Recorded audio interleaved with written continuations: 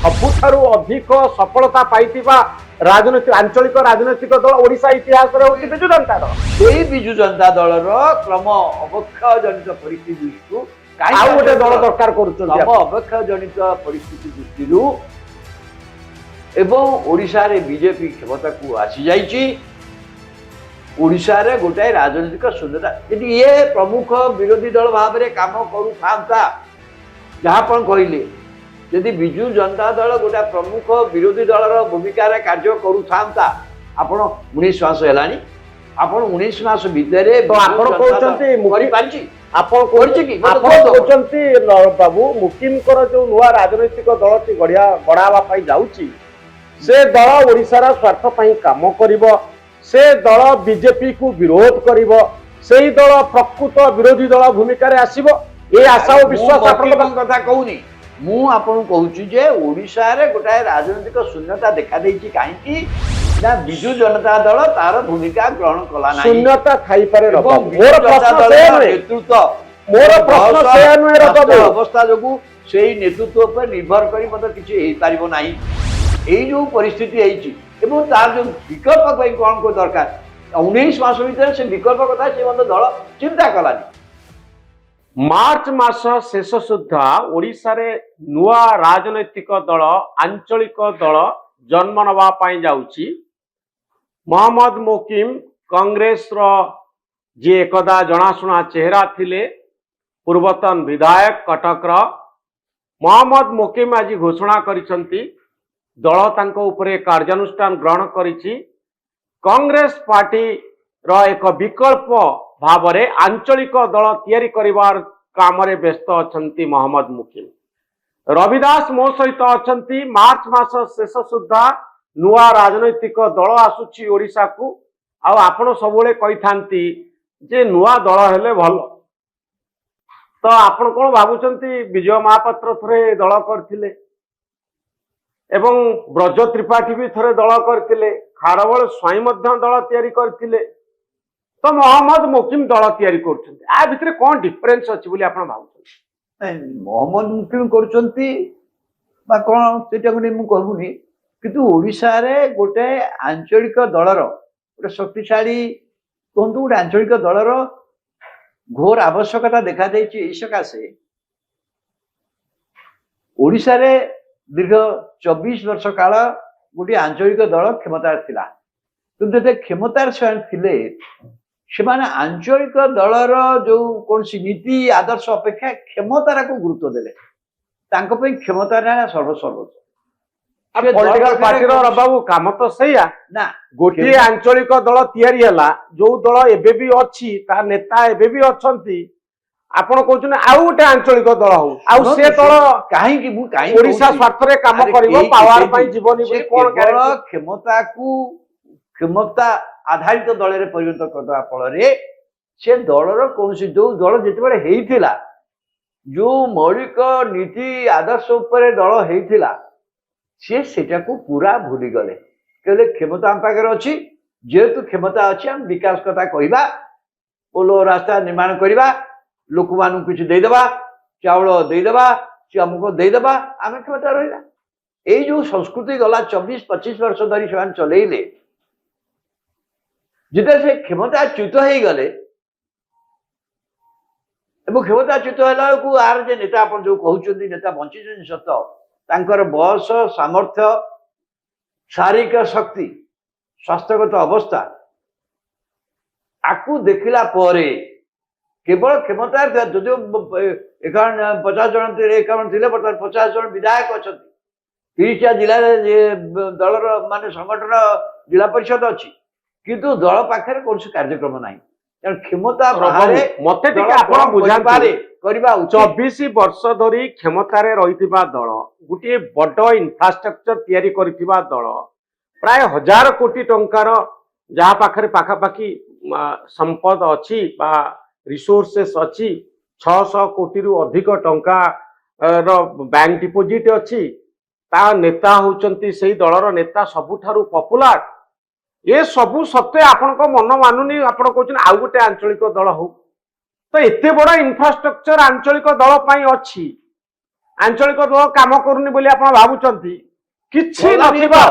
କିଛି ସେ ନଥିବା ଆଞ୍ଚଳିକ ଦଳର କାମ କରିଥାନ୍ତେ ବା ଆଞ୍ଚଳିକ ଦଳ ଭଳିଆ ବିହେଭ କରିଥାନ୍ତେ ସେ କ୍ଷମତାଚ୍ୟୁତ ହେଇନଥାନ୍ତେ।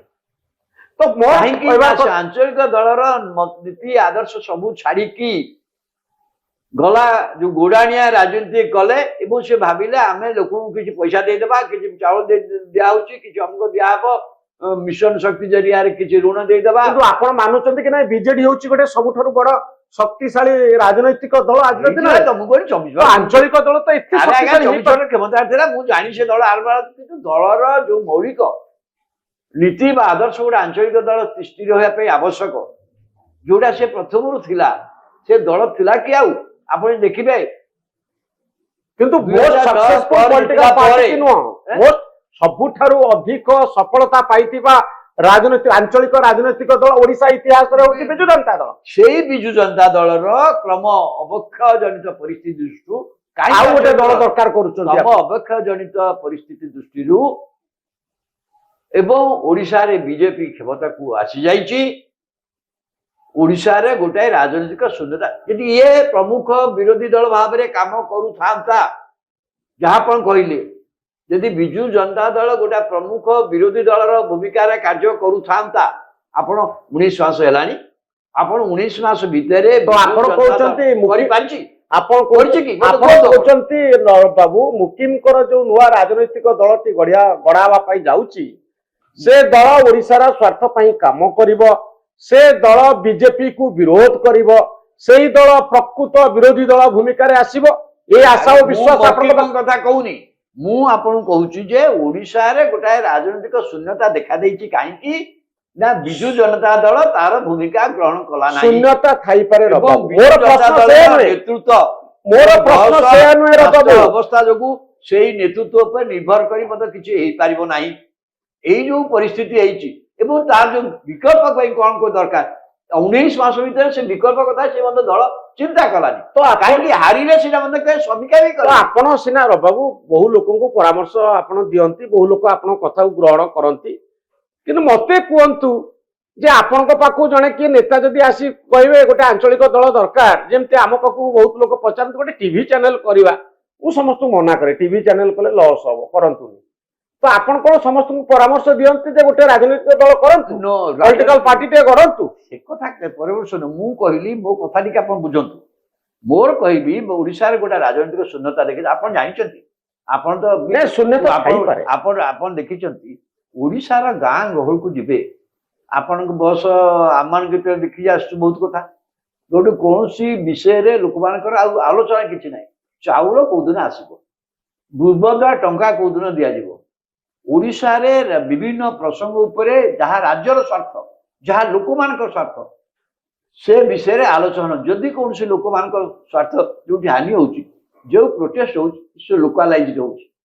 ଆପଣ ଦେଖିବେ ଓଡିଶାରେ ରାଜ୍ୟର ଯୋଉ ସମସ୍ୟା ନେଇ, ରାଜ୍ୟର ବିଷୟ ନେଇକି ଗୋଟେ ଲୋକ ଭିତରେ ଯୋଉ ଚର୍ଚ୍ଚା ଆଲୋଚନା କିଏ କରେ?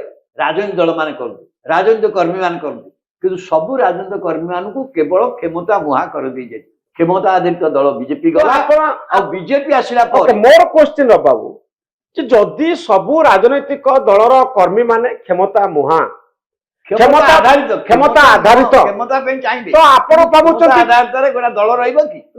ମୋର ପ୍ରଶ୍ନ ହଉଛି, ଆପଣ ଯୋଉ ନୂଆ ଦଳ ସପକ୍ଷରେ ଯୁକ୍ତି କରୁଛନ୍ତି, ଏହା କ୍ଷମତା ଆଧାରିତ ହବନି, ଏ ଦଳ ଲୋକଙ୍କର ସବୁ ଆଶା ପୂରଣ କରିବ, ଇଏ ବିଜେପି କୁ ବିରୋଧ କରିବ, ପ୍ରକୃତ ବିରୋଧୀ ଦଳ ହବ, ଆପଣ କେମିତି ଭାବି ପାରୁଛନ୍ତି? ଆପଣଙ୍କ ଆଗରେ ଭୁଲ କହିଲେ ଆପଣ ମୁଁ ଆପଣଙ୍କୁ ଗୋଟେ ବିଜେପି, ଆଚ୍ଛା ବିଜୟ ମହାପାତ୍ର କାହିଁ ଫେଲ ମାରିଲେ? ଆପଣ ବାପା ମତେ କୁହନ୍ତୁ, ବିଜୟ ମହାପାତ୍ର, ଖାରବେଳ ସ୍ୱାଇଁ, ବ୍ରଜ ତ୍ରିପାଠୀ ଏମାନେ କାହିଁକି ଫେଲ ମାରିଲେ? ଯେତେବେଳେ ଫେଲ ମାରିଲେ ସେତେବେଳେ ମାରିଲେ ମାନେ ସେତେବେଳେ ସେଇ ରାଜନୈତିକ ଶୂନ୍ୟତା ନଥିଲା। କାହିଁକିନା ବିରୋଧୀ ପକ୍ଷରେ ବିଜେପି କଂଗ୍ରେସ ଜଣାପଡୁଥିଲା ସେମାନେ ସକ୍ରିୟ ଅଛନ୍ତି ଏବଂ ସରକାରୀ ଦଳରେ ଥିଲା ବିଜେଡି ଶକ୍ତିଶାଳୀ ଦଳ। ସେଇ ଶୂନ୍ୟ ସ୍ଥାନଟା ସୃଷ୍ଟି ହେଇ ନଥିଲା, ସେଇ ଶୂନ୍ୟ ସ୍ଥାନ ବିଜେଡି ସୃଷ୍ଟି କଲା। ତ ଆପଣ କହୁଛନ୍ତି ବର୍ତ୍ତମାନ ଶୂନ୍ୟ ସ୍ଥାନ ଆସିଯାଇଛି? ଶୂନ୍ୟ ସ୍ଥାନ ଆସିଛି, ରାଜନୈତିକ ଶିବିରରେ ଗୋଟେ ଶୂନ୍ୟ ସ୍ଥାନ ଆସିଛି। ଯେତେବେଳେ ନବୀନ ବାବୁ ଗୋଟେ ଶୂନ୍ୟ ସ୍ଥାନ ଆସିଛି ବାବୁ, ଯେତେବେଳେ କହୁଛି ଲୋକ ଭିତରେ ତ ଗୋଟେ ରାଜନୈତିକ ଚର୍ଚ୍ଚା କୋଉଠି ନାହିଁ ଓଡିଶାରେ। ଲୋକ କହୁଛନ୍ତି ଗୋଟେ ପଲିଟିକାଲ ପାର୍ଟି ହଉ ବୋଲି। ଲୋକ ଆପଣ ଯୁଆଡେ ଯିବେ ଗୋଟାଏ ଯୋଉମାନେ ସଚେତନ ଲୋକ ଚାହୁଁଛନ୍ତି ଗୋଟିଏ ଆଞ୍ଚଳିକ ଦଳ ବା ଗୋଟେ ଦଳର ଆବଶ୍ୟକତା। ଯଦି କଂଗ୍ରେସ ଯଦି ଶକ୍ତିଶାଳୀ ବିରୋଧୀ ଦଳ ହିସାବରେ ଫଙ୍କସନ ବି କରିଥାନ୍ତା ହୁଏତ ସେ ପ୍ରସଙ୍ଗ ଆସନ୍ତାନି। ତ ଏବେ ଯୋଉ ଦଳ ଆସିବ ସେ କଣ ଶକ୍ତିଶାଳୀ ବିରୋଧୀ ଦଳ ହେଇଯିବ? ନହେଲେ ସେ କଥା ହଉଛି କେତେକ ପ୍ରସଙ୍ଗ ତ ଆଲୋଚିତ ହବ, କେତେକ ପ୍ରସଙ୍ଗ ତ ଆସିବ, ସେ ମୁକିମ କରିପାରିବ କି ନାହିଁ ମୁଁ କହୁନି, ତ କରିପାରିବେ କି ନାହିଁ? ଯଦି ମୁଁ ଆପଣଙ୍କୁ ପଚାରେ ମହମ୍ମଦ ମୁକିମ ବ୍ୟକ୍ତିଗତ କଥା ନୁହଁ, ସେ ଗୋଟେ ପଲିଟିକାଲ ପାର୍ଟି ତିଆରି କରୁଛନ୍ତି, ସେ ଆପଣଙ୍କର ମଧ୍ୟ ପରାମର୍ଶ ଲୋଡ଼ିବେ। ତ ପଲିଟିକାଲ ପାର୍ଟି ଯେତେବେଳେ ମହମ୍ମଦ ମୁକିମ କରୁଛନ୍ତି ତ ଆପଣ ଭାବୁଛନ୍ତି କି ଏହା ଏକ ଶକ୍ତିଶାଳୀ ବିରୋଧୀ ଦଳର ଭୂମିକା ନବ? ମୁଁ ମହମ୍ମଦ ମୁକିମ ସାଙ୍ଗରେ ଏ ବିଷୟରେ ମାନେ କଣ ସେ ରାଜନୈତିକ ଦଳ ବିଷୟରେ କେବେ ଆଲୋଚନା କରିନି। ଗୋଟାଏ ବ୍ୟକ୍ତି ଗୋଟେ ଶକ୍ତିଶାଳୀ ଦଳ କରିପାରିବନି। ଯେତେବେଳେ ବିଜୁ ଜନତା ଦଳ ହେଇଥିଲା ସେ ଜନତା ଦଳର ପୃଷ୍ଠଭୂମିରେ, ଜନତା ଦଳ ଯୋଉ ବେସ୍ ଥିଲା, ଆଧାର ଥିଲା, ତାର ପୃଷ୍ଠଭୂମିରେ ହେଇଥିଲା ବିଜୁ ପଟ୍ଟନାୟକଙ୍କର। ଆଙ୍କ ପାଇଁ ତା ନାହିଁ। ଇଏ ଯେହେତୁ କଂଗ୍ରେସରୁ ବହିଷ୍କୃତ ହେଇଛନ୍ତି ଏବଂ ସେ ମଧ୍ୟ ସ୍ପଷ୍ଟ କରିଛନ୍ତି କଂଗ୍ରେସ ବିଚାରଟାକୁ ନେଇକି ସେ ଯିବେ। ଆପଣ ଓଡ଼ିଶାରେ କଂଗ୍ରେସକୁ ବିଚାରକୁ ନେଇକି ଓଡ଼ିଶା ବି ଦଳ ହେଇଛି। ଓଡ଼ିଶାରେ ଯେତେବେଳେ କଂଗ୍ରେସରୁ ବାହାରି ଆସିକି ବିଜୁ ପଟ୍ଟନାୟକ ଉତ୍କଳ କଂଗ୍ରେସ କରିଥିଲେ, ମନେ ଅଛି? କଂଗ୍ରେସ ବିଜୁ ପଟ୍ଟନାୟକ ଯଦି ଉତ୍କଳ କଂଗ୍ରେସ କରିଥିଲେ ଏବଂ ସଫଳ ହେଇଥିଲେ, ସେମିତି ମହମ୍ମଦ ମୁକିମ ଯଦି ଗୋଟିଏ କଂଗ୍ରେସର ବିକଳ୍ପ ଭାବରେ ଗୋଟିଏ ଦଳ ଆଣନ୍ତି ସେ ସଫଳ ହେବେ କି? ନାଇଁ, ସେତେବେଳେ କଂଗ୍ରେସ କ୍ଷମତା ଥିଲା, ବହୁ ଶକ୍ତିଶାଳୀ ଦଳ ଥିଲା, ତା ବିପକ୍ଷରେ ଗୋଟିଏ ହେଲା। କାରଣ କଂଗ୍ରେସ ଏତେ ଶକ୍ତିଶାଳୀ ଥିଲା, 12 ବର୍ଷ ବିରୋଧୀ ଦଳଙ୍କ ସ୍ଥିତି ବହୁତ ଦୁର୍ବଳ ଥିଲା, ଓଡ଼ିଶାରେ ବନ୍ଦ ଥିଲା, ଇଏ ଗୋଟେ ସୁଯୋଗ ଥିଲା।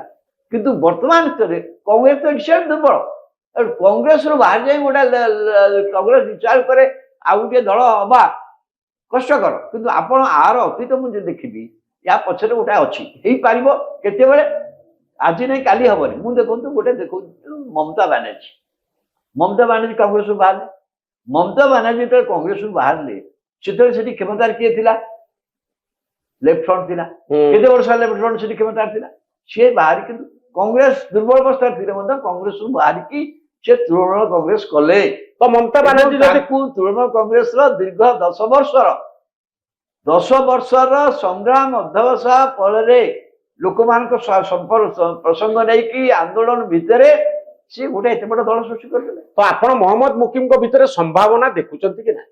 ମୁଁ କହିପାରିବିନି ତାଙ୍କର କଣ କହିପାରିବି। କଣ ଆପଣ ଏତେ ବଡ ସାମ୍ବାଦିକ ବାବୁ, ଆପଣ ଏତେ ଦିନ ଧରି ଓଡ଼ିଶା ପଲିଟିକ୍ସକୁ ଦେଖୁଛନ୍ତି, ମହମ୍ମଦ ମୁକିମ ଏମିତି ବାହାରୁ ଆସିନାହାନ୍ତି। ମହମ୍ମଦ ମୁକିମ ଭିତରେ ଗୋଟିଏ ପ୍ଲସ୍ ପଏଣ୍ଟ ହଉଛି, ତାର ମାଇନସ୍ ପଏଣ୍ଟ ବହୁତ ଅଛି, ପ୍ଲସ୍ ପଏଣ୍ଟ ଗୋଟିଏ ହଉଛି ସିଏ ଅନ୍ୟମାନଙ୍କ ଭଳି, ଆପଣ ଯଦି ଓଡ଼ିଶାରେ ଆଞ୍ଚଳିକ ଦଳ କଥା ବହୁତ ଆପଣ କଣ ଶୁଣୁନାହାନ୍ତି? ଆପଣ ବହୁତ ଶୁଣୁଛନ୍ତି ଆଞ୍ଚଳିକ ଦଳ ପାଇଁ ଲୋକ ଆଲୋଚନା କରୁଛନ୍ତି, କହୁଛନ୍ତି, ଶୁଣୁନାହାନ୍ତି କଣ? କିନ୍ତୁ ଯୋଉଠି ଆଲୋଚନା ହବ ସମସ୍ତେ ପଚାରିବେ ଦିଟା କଥା, ଆମର ନେତା କିଏ ହବ ଏବଂ ଟଙ୍କା କିଏ ଦବ। ମୁଁ ଭାବୁଛି ମହମ୍ମଦ ମୁକିମ ସେ ପ୍ରଶ୍ନ ପଚାରୁନାହାନ୍ତି କାହାକୁ, ଏ ସମ୍ବଳ କିଏ ପଇସା ଦବ, ସେ ଟଙ୍କା ମୁଁ ଯୋଗାଡ଼ କରିବି, ଆଉ ନେତା ହଉଛି ମୁଁ। ନେତା ମୁଁ ବୋଲି କଥା ନୁହେଁ, କଥା ହଉଛି ସେଇ ଯୋଉ ଏଇ ପ୍ରଶ୍ନଟା ତାଙ୍କ ପାଖରେ ନାହିଁ। ଦେଖ, ଦ୍ୱିତୀୟ କଥା ହଉଛି ସେ ଲୋକର କିଛି ଡିଟରମିନେସନ ଅଛି, ନହେଲେ କଂଗ୍ରେସ ଦଳରୁ ଲଗାତାର ସେ ନିଜେ ଜିତିଲେ, ତାପରେ ତାଙ୍କ ଝିଅ ଜିତିଲା। ଯେତେବେଳେ ଏଣ୍ଟାୟାର କୋଷ୍ଟାଲ ଡିଷ୍ଟ୍ରିକ୍ଟକୁ କଂଗ୍ରେସ ସଫା ହେଇଯାଉଛି, ସେତେବେଳେ କଟକକୁ ଲଗାତାର 2 ଥର ଜିତିଲେ। ସେ ତାଙ୍କର ବଡ ଦୁର୍ବଳତା ହଉଛି, ମୁଁ କହିଲି ଯେମିତି ବ୍ୟବସାୟିକ ପୃଷ୍ଠଭୂମି ସହିତ ସେ ଜଣେ ସଂଖ୍ୟାଲଘୁ ସମ୍ପ୍ରଦାୟର। ଆପଣ ବର୍ତ୍ତମାନ ଓଡ଼ିଶାରେ ବିଜେପି ଶାସନ ଅଛି, କଣ ହବ ମୁଁ ଜାଣିନି, କିନ୍ତୁ କଥା ହଉଛି ହେଲେ ମଧ୍ୟ ତାଙ୍କ ଭିତରେ ଗୋଟେ ଡିଟରମିନେସନ ଅଛି ଏବଂ ସେ ଡିଟରମିନେସନକୁ ଆଧାର କରି ସେ ଯିବାକୁ ଚାହୁଁଛନ୍ତି ଏବଂ ଯୋଉ ଯୋଉ ପ୍ରସଙ୍ଗ ଗୁଡିକ ସେ ନବାକୁ ଚାହୁଁଛନ୍ତି, ଯାହାକି ସାଧାରଣତଃ ବିରୋଧୀ ଦଳ ମାନେ କୋଉ ପ୍ରସଙ୍ଗ ଗୁଡିକ ସେ ନବାକୁ ଯାଉଛନ୍ତି କହିସାରିଲେଣି। ସେ ଯେମିତି ଗୋଟେ ବଡ କଥା ହଉଛି ଯୋଉଟା ସିଏ ଦିଲ୍ଲୀ ମଧ୍ୟ ଲେଖିଥିଲେ କଂଗ୍ରେସ ଦଳର ଏଇ ପରିବର୍ତ୍ତନ ହଉ, ଯେ ବିରୋଧୀ ପକ୍ଷରେ ଗୋଟେ ଯୁବକ ମାନଙ୍କୁ ପ୍ରାଧାନ୍ୟ, ଯୁବକ ମାନଙ୍କୁ ପ୍ରାଧାନ୍ୟ କଣ ଆଉ କୋଉଠି କେହି ଯୁବକ ମାନେ ପ୍ରାଧାନ୍ୟ ପାଉନାହାନ୍ତି କହୁଛି। ତାପରେ ଯୋଉ ଗୁଡିକ ମୁଖ୍ୟ ସମସ୍ୟା ଗୁଡିକ ଓଡ଼ିଶାରେ ଆସିବା ଦରକାର, ଯଥା ମହିଳାମାନଙ୍କ ସଂକ୍ରାନ୍ତରେ ହଉ, ମହିଳାମାନଙ୍କ ବିଷୟରେ ବହୁତ ଆଲୋଚନା ହଉଛି, ବହୁତ କଥା ଦଳ ବି କିଛି ବାବୁ ଆପଣ ଗୋଟେ କଂକ୍ରିଟ କଥା କୁହନ୍ତୁ, ମହିଳାମାନଙ୍କ ସମ୍ପର୍କ କୋଉ କଥାଟି ହବା ଦରକାର, କଣ କୋଉ ଇସ୍ୟୁଟା ମହିଳା ମାନଙ୍କର ଯେ ଫୋର ଫ୍ରଣ୍ଟ କୁ ଆସିବା ଦରକାର, ଆସିପାରୁନି, ଯୁବକ ମାନଙ୍କର କୋଉ ଇସ୍ୟୁଟା ଫୋର ଫ୍ରଣ୍ଟ କୁ ଆସିବା ଦରକାର। ବହୁ ମହିଳା ମାନଙ୍କ ସଂକ୍ରାନ୍ତରେ ବହୁତ ଗୁଡିଏ ଆନ୍ଦୋଳନ ହଉଛି ନା ନାଇଁ? ହଁ ହଉଛି। କାହିଁକି ହଉଛି, କେମିତି ହଉଛି ଆନ୍ଦୋଳନ? ପ୍ରସଙ୍ଗ ଅଛି ବୋଲି ହଉଛି ନା ନାଇଁ? କୋଉ ପ୍ରସଙ୍ଗଟା? ଆଉ କାନ୍ଦୋଳନ କେମିତି ହଉଛି? ନା ଯୋଉ ପ୍ରସଙ୍ଗଟା ଆଲୋଚନା ହେଇପାରୁନି ହଉଛି ଯେ ଅନ୍ୟ ରାଜନୈତିକ ଦଳ ଆଲୋଚନା କରିବେ। ଗୋଟେ କୁହାଯାଉଛି ମହିଳା ମାନେ ସୁରକ୍ଷିତ ନୁହନ୍ତି। ଏ ପ୍ରଶ୍ନଟା କଣ କହିବା ପାଇଁ ଗୋଟେ ଦଳ ଦରକାର? ଏବେ କଂଗ୍ରେସ ଆନ୍ଦୋଳନ କରୁଛି, ଗୋଟେ ଦଳ ନୁହେଁ, ଗୋଟେ ଦଳର ଗୋଟେ କେତେ ଯୋଉ ପ୍ରୋଗ୍ରାମ ଭିତରେ ଏଇଟା ଗୋଟେ ମଧ୍ୟ ମୁଖ୍ୟ ପ୍ରସଙ୍ଗ କଣ ଯାହା ଲୋକଙ୍କୁ ଟଚ୍ କରିବ ଯେ କେହି କରିପାରୁନାହାନ୍ତି ଆମେ କରୁଛୁ। ସବୁଠୁ ବଡ କଥା ହଉଛି ଓଡିଶାର ସ୍ୱାର୍ଥ ସୁରକ୍ଷିତ ନୁହଁ। କୋଉଠି ସୁରକ୍ଷିତ? ବହୁତ ବିଷୟରେ କହିଲି। ରବାବୁ ଆପଣ କଂକ୍ରିଟ କୁହନ୍ତୁ, କୋଉ କଥା ଅନ୍ୟ ପଲିଟିକାଲ ପାର୍ଟି କରିପାରୁନାହାନ୍ତି, ରୁଆ ରାଜନୈତିକ ଦଳ ନୂଆ କଥା। ମୁଁ ଜାଣିନି ସେ କଣ କହିବେ, କିନ୍ତୁ ଓଡିଶାର ସବୁଠୁ ବଡ ସମ୍ପଦ ହଉଛି ଖଣିଜ ସମ୍ପଦ।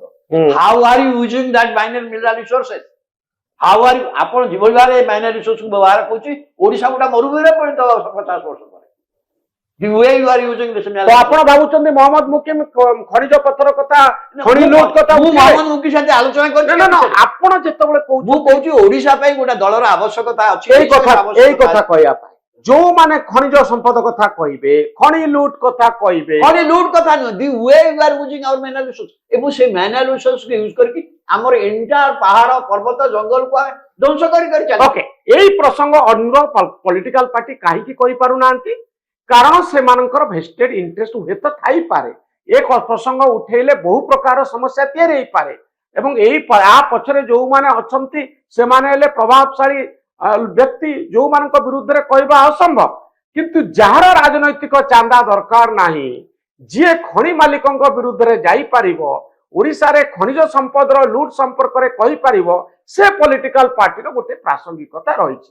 ଯେହେତୁ ଆମେ କଥା ଆଲୋଚନା କରୁଛେ ରବାବୁ ମହମ୍ମଦ ମୁକିମଙ୍କ ନୂଆ ଦଳ ପ୍ରସଙ୍ଗରେ, ମୁଁ ମହମ୍ମଦ ମୁକିମଙ୍କ ନୂଆ ଦଳର ଆବଶ୍ୟକତା ଅଛି ଏବଂ ରାଜ୍ୟର ବହୁତ ଯେତେ ରାଜ୍ୟରେ ଦେଖନ୍ତୁ ଗୋଟେ ବଡ ପ୍ରାୟୋରିଟି ରାଜ୍ୟରେ ଆପଣ ଯେତେ ଆପଣ ଦେଖି ଆସିବେ ବିଧି ବ୍ୟବସ୍ଥା ଭିତରେ ଯୋଉମାନେ ଓଡ଼ିଶାରେ ସବୁଠୁ ମାର୍ଜିନାଲାଇଜ ସେକ୍ସନ, ଆପଣ ଓଡ଼ିଶାର ସମୃଦ୍ଧି ହେଉଛି କିନ୍ତୁ ଯୋଉ marginalise section still remains marginalise, still remains exploited. Bharat ବର୍ଷର ଏଣ୍ଟାୟାର ଯୋଉ ଖଣିଜ ସମ୍ପଦ ଯୋଉଠି ଅଛି ବୋଲି କୁହାଯାଉଛି, ସେ ଅଞ୍ଚଳ ଯୋଉମାନେ ହଜାର ହଜାର ବର୍ଷ ଧରି ସେ ଖଣିଜ ସମ୍ପଦ ଉପରେ ବସିକି ରହିଥିଲେ, ଶୋଇକି ରହିଥିଲେ, ସେମାନଙ୍କ ଅବସ୍ଥା କଣ? ରାଜ୍ୟର ସେଥିରେ ରାଜ୍ୟ ହଜାର ହଜାର କୋଟି ଟଙ୍କା ପାଇଛି। ଧରିବ ଲୋକ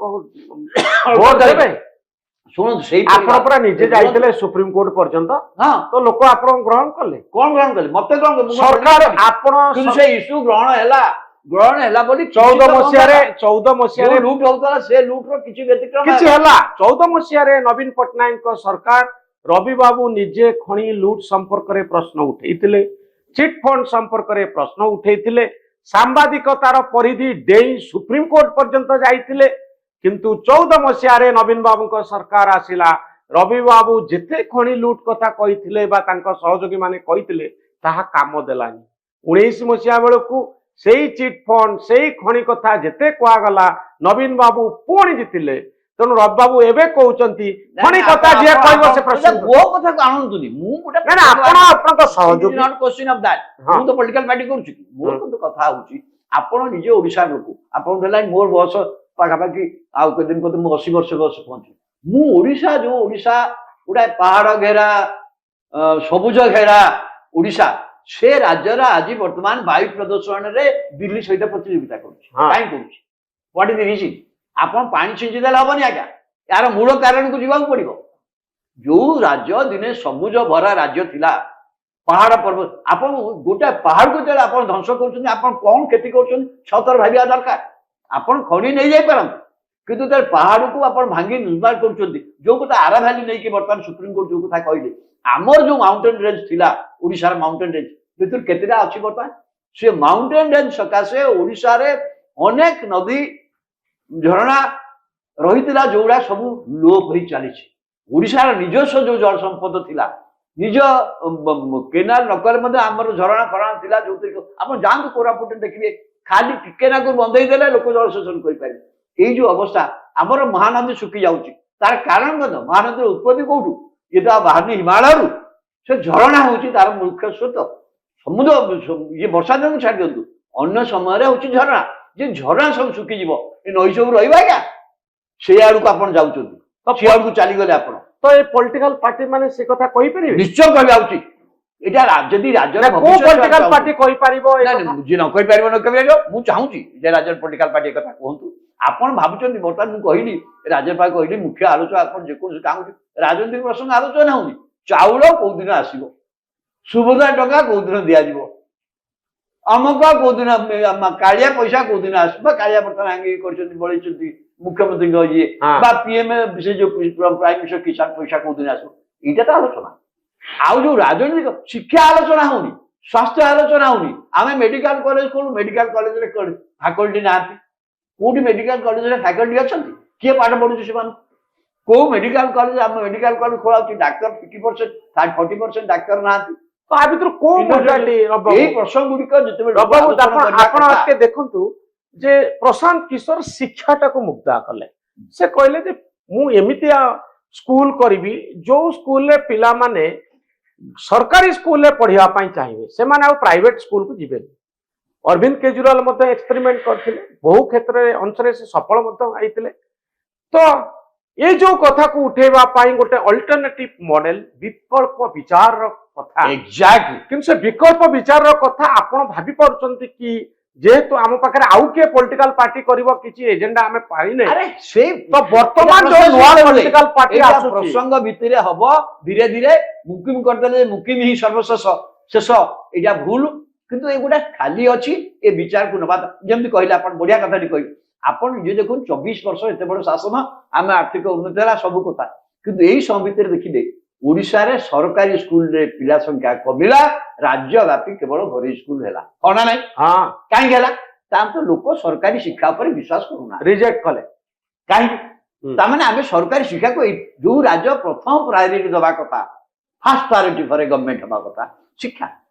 ହଜାର ହଜାର କୋଟି ଟଙ୍କାର ନାଳଟା ପ୍ରାୟ ଆମର ବନ୍ଧଟା ରାସ୍ତା କରିଦେଲେ ସେଇଟା ଆଗଟା ପ୍ରାୟୋରିଟି ହେଇଥାନ୍ତା ଶିକ୍ଷା।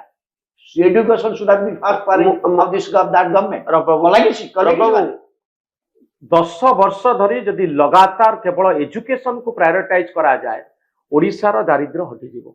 କାରଣ ପିଲା ଯେତେବେଳେ ସଚେତନତା ବି ଆସିବ, ପିଲା କନସିୟସ ହେଇଯିବେ, ତାଙ୍କ ପାଖରେ ସ୍କିଲ ପହଞ୍ଚିଯିବ, ସରକାରଙ୍କୁ ଆଉ ସୁଭଦ୍ରା ଯୋଜନାର ଆବଶ୍ୟକତା ପଡିବନି ଏବଂ ସରକାରଙ୍କୁ ମାଗଣାରେ ଚାଉଳ ବାଣ୍ଟିବାର ଆବଶ୍ୟକତା ପଡିବନି, ଆପଣଙ୍କୁ ଆଉ ବେକାରୀ ଭତ୍ତା ଦେବାକୁ ପଡିବ ନାହିଁ। ଲୋକ କହିବେ ଆମେ ସ୍କିଲ୍ଡ ହେଇଗଲୁଣି, ଆମ ପାଖରେ ଏଜୁକେସନ ଅଛି। ଏଜୁକେସନ ହଉଛି ସେଇ ପାୱାରଫୁଲ। ମୁଁ ମନୋରଞ୍ଜନ ବାବୁ ଯାହାକୁ ଆପଣ ଶେଷରେ ଭାବିଲେ ଯେ ଆମେ ବହୁ ଜିନିଷରେ ଲ୍ୟାକ୍ କରୁଛୁ, ଓଡିଶା ବହୁ ଜିନିଷରେ ଲ୍ୟାକ୍ କରୁଛି, ଯୋଉଟା ଆଡ୍ରେସ ହେଇନି ଏଇସାସ ହେଇନି। କାହିଁକିନା ଓଡିଶା ଲୋକମାନଙ୍କୁ ଭଲ ପାଉଥିବା ଗୋଟେ ରାଜନୈତିକ କିନ୍ତୁ ଏଇଭଳି ପଲିଟିକାଲ ପାର୍ଟି ଆସିବ ଯିଏ ଏଇ ମୌଳିକ କଥା ଗୁଡିକୁ ଉଠେଇବ, ଖଣି କଥା ଉଠେଇବ ଯେ ଗୋଟିଏ ପାହାଡ ଗୋଟିଏ ଖଣି ତିଆରି ହବା ପାଇଁ ଶହ ଶହ ହଜାର ହଜାର ବର୍ଷର ଆବଶ୍ୟକତା ପଡୁଛି।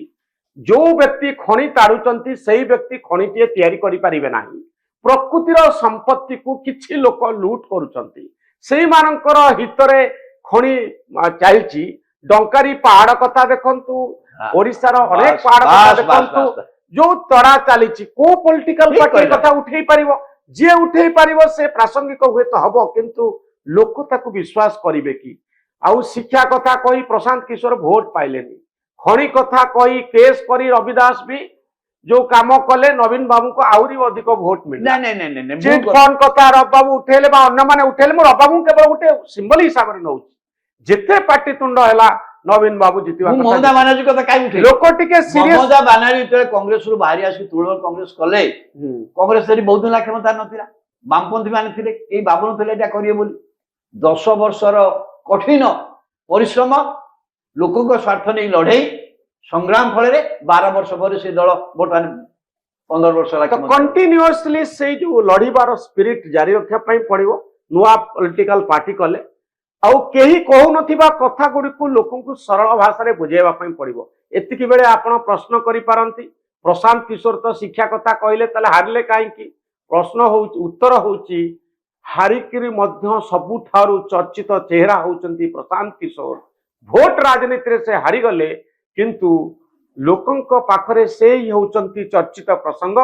ଯେ କଥା କହିଲେ ସୋସିଆଲ ମିଡିଆରେ ତାଙ୍କ ଚ୍ୟାନେଲର ଭ୍ୟୁ ସବୁ ବଢି ଯାଉଛି, ଆଉ ତାଙ୍କ କଥାକୁ ସାରା ଦେଶ ଆଗ୍ରହର ସହ ଶୁଣୁଛି। ଦର୍ଶକ ବନ୍ଧୁ, ହାରିବା ଜିତିବା ଠାରୁ ଉର୍ଦ୍ଧ୍ୱରେ ହେଉଛି लोकंक कथा को सठिक मार्ग रे सहज भाव रे बुझेइबा लोकंकु बुझेइबा आउ इश्यू को सामना को रखिबा जा पॉलिटिकल पार्टी मूल काम क्षमता को आसीबा मूल काम नुहे से दृष्टिकोण प्रशांत किशोर जीति से दृष्टिकोण जो माने विकल्प विचार करुचंती से माने जीतंती भोट राजनीति रे बहु प्रकार खेल हुए जीतिबा लोक को हरे दिया जाए हारिबा लोक भी जीति जाती ये आउ गोटे प्रकार खेल ओडिशा पई पॉलिटिकल पार्टी आवश्यकता अच्छी किंतु प्रकृत मुद्दा सामना को आसीबो कि ए थिला रवि बाबूंकर प्रश्न से नुआ राजनैतिक दल को एथि पई चाहुचंती जे दल अकुआ कथा सब कहबो किंतु सेभली संभावना आजिर दिन रे को